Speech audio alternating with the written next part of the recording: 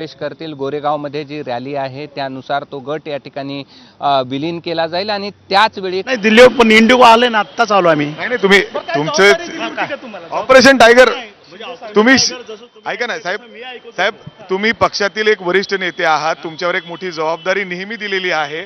तर यावेळेस ओमराजेंना तुम्ही पुण्याहून दिल्लीला आणि दिल्लीहून परत पुण्याला आणणं ही जबाबदारी तुमची होती। नाही आता हे तुम्ही सांगताय, हे तुमच्याच माध्यमातून मला कळतंय। मी माझा ऑपरेशन टायगर सुरू आहे का?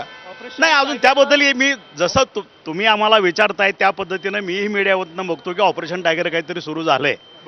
काही म्हणतात सुरू झालं नाही, काही म्हणतात सुरू झालं।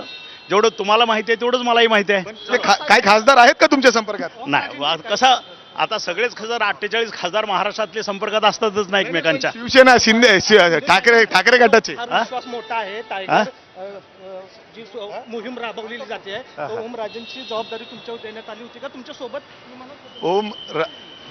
आलो ते माझा सहकारी, आम्ही दोघंच होतो। हे होते शिवसेनेचे नेते तानाजी सावंत। असं म्हटलं जात आहे की पुण्यामधून ओमराजे निंबाळकर यांच्यासोबत तानाजी सावंत देखील खासगी विमानानं दिल्लीला गेलेले होते। मात्र आता तानाजी सावंत पुण्यामध्ये परतलेले दिसतात, मात्र ओमराजे निंबाळकर त्यांच्यासोबत नाहीयेत। ओमराजे निंबाळकर सध्या दिल्लीत आहेत। 6 खासदारांमध्ये त्यांचाही समावेश आहे। आपण कृष्णाकडे जाऊयात। कृष्णा, राऊतांनी मोठे आरोप केलेले आहेत, खास करून ओमराजे निंबाळकरांच्या बाबतीत त्यांनी मोठे आरोप केलेले आहेत। काही खासदारांनी तर अगदी साईबाबाची शपथ घेतली, 4 वेळा शपथ घेतलेली आहे आणि तरी देखील ते जातात असा आरोप केलेला आहे। आणखी एक महत्त्वाची अपडेट येते, ऑपरेशन टायगर यशस्वी झालेलं आहे। शिंदेचे 6 नवे खासदार 19 जूनला वर्धापन दिनीच एकत्र दिसणार असल्याचं समजतंय। ठाकरेंच्या शिवसेनेच्या 6 खासदारांचा गट स्थापन झालाय।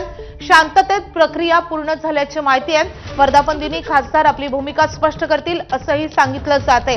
त्यामुळे 19 तारखेलाच हे खासदार त्यांची भूमिका स्पष्ट करणार असल्याचं दिसतंय।